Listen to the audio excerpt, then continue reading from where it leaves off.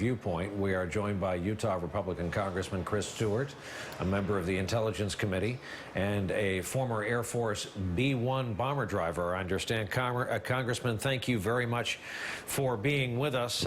Same question to you. Let's start with the last question I asked Dr. Call. If I tell you I'm going to put a Syrian family on either side of you, they're going to become your new neighbors, and your town is going to absorb 100 families from Syria, what's your answer? Well, I would be deeply concerned about that. And I understand, look, we are a compassionate people. We do want to help the world in any way that we can. But this is the truth. We cannot adequately vet these refugees. We just simply can't. We don't know who they are. Brian, as you pointed out earlier, there's passports that have been passed among them. We can't talk to their families. We can't talk to their friends. We don't know their work history, their travel history. All of the things that you have to do in order to sort through kind of who's the good guys and who's the bad guys, we can't do any of that in this situation. And if anyone tells you that we can guarantee that we're not going to be letting terrorists in, a goal that ISIS has openly said that they want to accomplish using the refugee program, it's just not the case. We have to recognize that if we continue with this program, we are endangering American people. Well, Congressman, here's the classic argument. What's your response to the fact that somebody let the first Williams in a long time ago, didn't know that they were going to be good people, they had to make a sweeping assumption, and someone let the first Stewarts in a long time ago, same thing. What do we do about that? Well, because the Williams family and the Stewarts family weren't arguing that they wanted to come to America to kill Americans. Well, we hope not. And we're operating in an area where there are people who have said that. And again, I think we want to recognize that America has a special role in the world.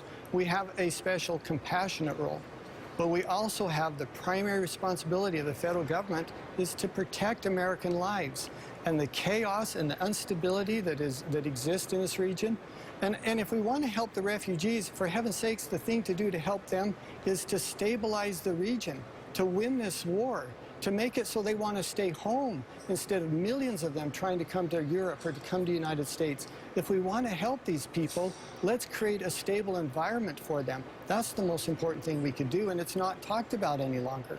Because of your past with the B-1 bomber, let me close on a question to you about this air war. General Barry McCaffrey, I noted yesterday, was joined by several others on television saying, expressing the need for, at minimum, forward air controllers, people on the ground to give us BDA, battle damage assessment, to help with targeting if we're going to do an air war, if we're going to have a multi-nation air war, at least help us out with some human intel on the ground. Do you support that? Oh my heavens, Brian, it's absolutely the minimum that we can do.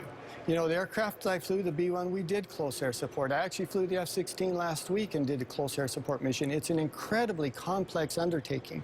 And to do it without resources on the ground makes it much, much more difficult. And frankly, it endangers civilian lives on the ground because you can't identify the targets and really verify what it is that you're going after without those boots on the ground, without those eyeballs on the ground.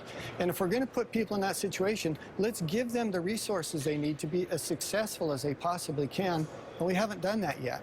Congressman Chris Stewart, Republican of Utah, member of the Intelligence Committee. Thank you, sir, very much for coming on the air with us.